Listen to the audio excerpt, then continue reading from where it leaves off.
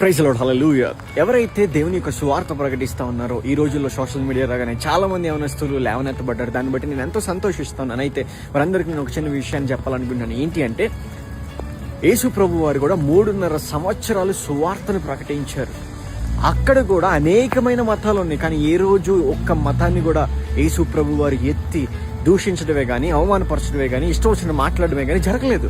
ఆయన ఒకటే చెప్పాడు, నేనే మార్గము, సత్యము, జీవము, నా ద్వారానే మీరు పరలోక రాజ్యానికి చేరతారు, నా ద్వారానే తండ్రి వద్దకు మీరు చేరతారు, నా ద్వారానే నీకు ఆ రాజ్యం అనుగ్రహించబడుతుంది అని చెప్పారు. అంతే. నేనే ఆ యొక్క రక్షణ సువార్తను ఆయన ప్రకటించుకున్నాడు. అంతే. ఎవరిని దూషించలేదండి, ఎవరిని ద్వేషించలేదు.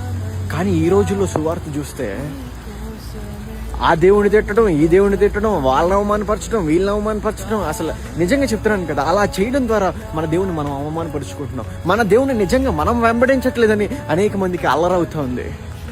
జ్ఞాపకం చేసుకోండి, దేవుడు నీకు ఇచ్చిన బాధ్యత ఆయన రక్షణ సువార్తను, ఆయన ప్రేమను, ఆయన రాజ్యము, ఆయన మార్గము గురించి చెప్పమని. ఆ మార్గం గురించి చెప్పండి, ఆ రాజ్యం గురించి చెప్పండి. అంతేగాని అన్య మతస్థుల్ని ఎవరైతే ఇష్టానిగా, లేదంటే ఎవరైతే ఒకటి వెంబడిస్తూ ఉన్నారో దాన్ని అవమానపరచమని దేవుడు మనకు నేర్పించలేదు, ఆయన చెయ్యలేదు, ఆయన చెప్పలేదు. ఆయన ఒకటే చెప్పాడు, నా ప్రేమను చూపించండి. అంతే. ఈరోజు ఆ ప్రేమ కాదు కానీ ద్వేషాన్ని చూపిస్తూ ఉన్నాం. అయితే మీకు చిన్న ఉదాహరణ చెప్తాను. నేనున్నాను, నన్ను అన్య మతస్థులు ఎవరైతే మతాలుగా వెంబడిస్తూ ఉన్నారో అనేక మంది నన్ను వెంబడిస్తూ ఉన్నారు, అనేక మంది నన్ను ప్రేమిస్తూ ఉన్నారు, అనేక మంది నన్ను సపోర్ట్ చేస్తూ ఉన్నారు. సో వారిని బట్టి నాకు వచ్చే కమెంట్స్లో కొంతమంది నిజంగా తిడతారు, కానీ నేను వారిని పట్టించుకొని వదిలేస్తారు. ఎందుకు తెలుసా?